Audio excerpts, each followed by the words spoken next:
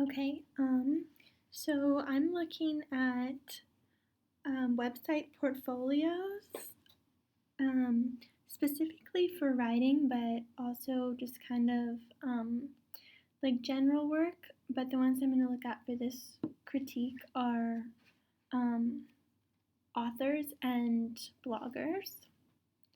So this is actually my secondary source, and it talks about best practices for portfolio websites.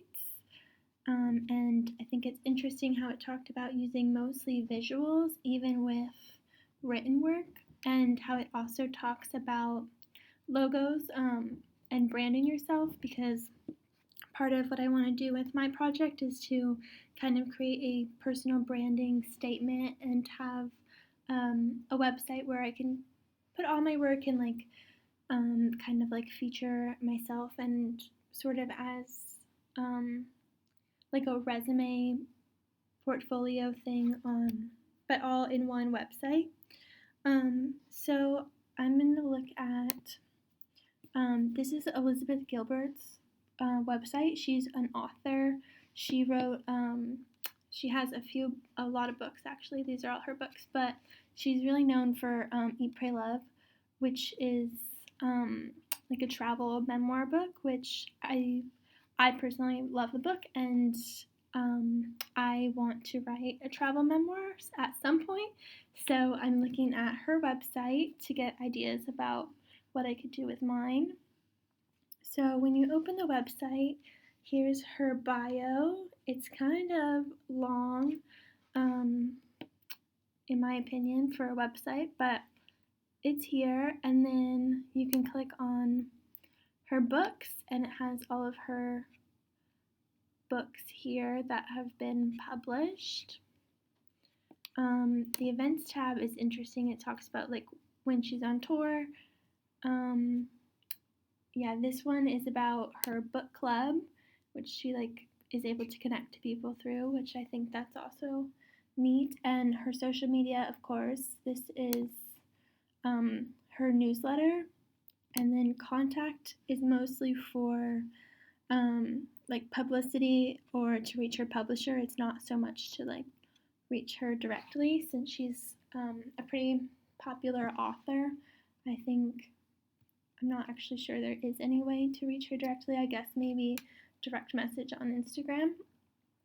Um, but yeah, I think this website's interesting because she obviously is a really successful author, because she has all of these books which have gotten a lot of praise.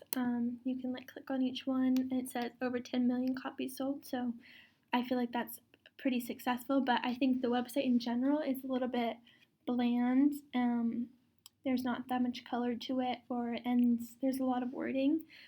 It's just not very like aesthetically pleasing to look at, but I think the content is good. So this other website is Jen Sincero, who she also has several books published. She writes self-improvement books. And I think this website is more aesthetic, and it's definitely on brand with her personal brand. I like how as you scroll the typeface and the colors and the images, it all very much matches her books and her personal brand. So I like that a lot. And it's really easy to see her recognition, and just when you scroll through, the images are nice, unlike as much of the other site. But yeah, so this is the about page. Oh, it's reloading. And there's a little bio. It's pretty like short and to the point, but it definitely has a lot of good information. And I like the coloring background. It's not just plain black and white like the other one, which was kind of more intimidating to read. I like the big quotes that also matches her books. I have one of her books, and they look just like this on the inside too. So it definitely is consistent with her branding. This is the same, but Similar to the other one, it has her events of when she's on tour. I think she's on tour right now. So, or no, this was just her last tour she just did. But you can easily see all the dates and places and buy tickets, which I like better than this last one. Events. This is like not as easy to see or like buy tickets as this one is. Not that my website would really need to buy tickets, but I just think it kind of shows the layout nicely. Her press page, you can see all of her recognition and click them. It's laid out very nicely. I'm not sure what the Work With Me one is, but her coaching program. So now she's advertising for herself, her coaching programs that she offers, and the contact tab is also about like inquiries. So I don't think you can actually reach her directly, but you can be in touch with her team if you're like looking for press, or if you're like part of the press and trying to reach her. So yeah, and then the next site, this is not an author.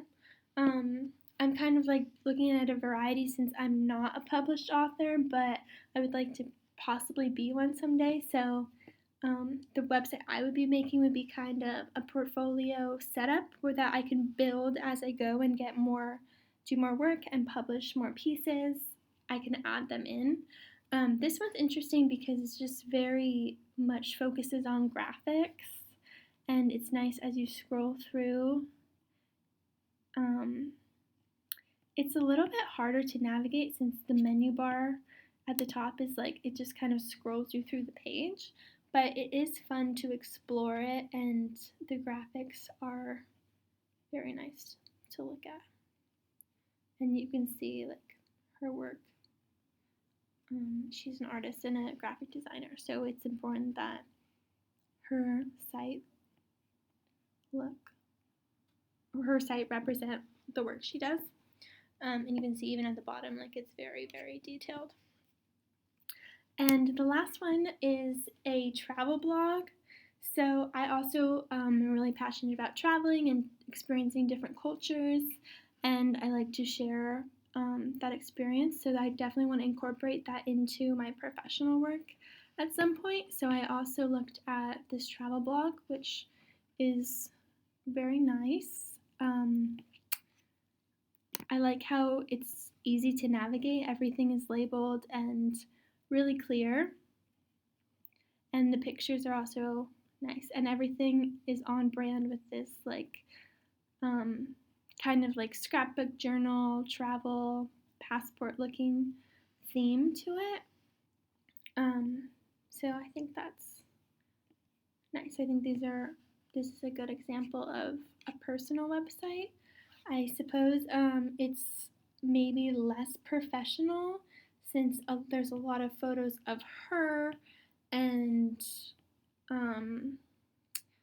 I guess that's one limitation of this style, is having to choose between more professional or more personal look, and being able to combine the two without risking it being too professional looking and not being your personality, or being too personal and kind of losing its professional qualities.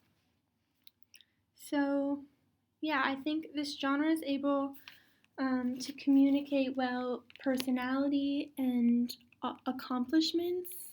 I guess the restraint is that it kind of depends on how the website is designed in terms of the graphics and the layout of it, because when we looked at Elizabeth Gilbert's website, like I know this is a really, really great author who's gotten so much recognition, but unless you like really dive in and read her bio, it's kind of hard to tell just from the look. So I think it really favors the way that it looks, not just the content that it has.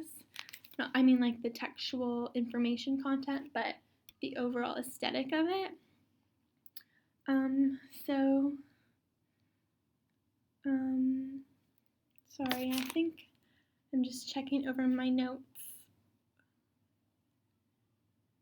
Oh, I think this genre really empowers people who, well, one, know how to create a website and are able to do it aesthetically, and also someone who has published work or a portfolio that can easily be filled with pieces of work.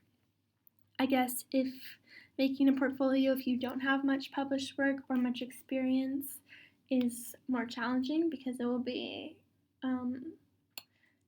kind of not done yet. You'll have like a good framework, but it won't be so much filled. But it's still a good setup to have, so you can add to it as you get more work. Yeah, I think that's all.